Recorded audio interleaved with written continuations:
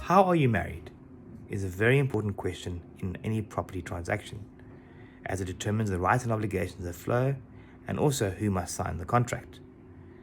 Are you married in community property or out of community property? Are you in a same-sex or heterosexual civil partnership? Are you married according to the laws of a foreign country? Are you married according to Hindu or Muslim rights or traditional laws? All those questions are very important before entering into any transactions if you are married. I have two stories to share with you on this exact question. My colleague once asked a client, "How are you married?" And the client responded, "Happily, thank you very much." The second story is a bit more complicated. We asked the client how they're married, and they said, "We married out of community property." So we asked them, "Well, where's your antenuptial contract?" which is the contract you need to sign before you enter into the marriage. And they couldn't find a copy. Then they said, "Well, can we provide a copy of the marriage certificate so we can do a bit more digging?" Couldn't find a copy of their marriage certificate.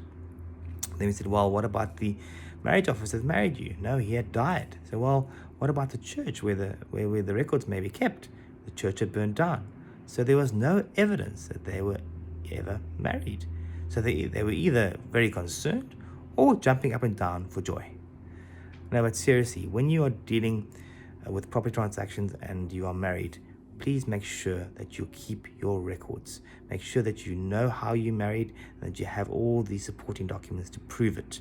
If you're married out of community property, make sure you have your antenuptial contract and that antenuptial contract is in fact registered at the relevant deeds office. And it's very important to keep good records of your marital regime.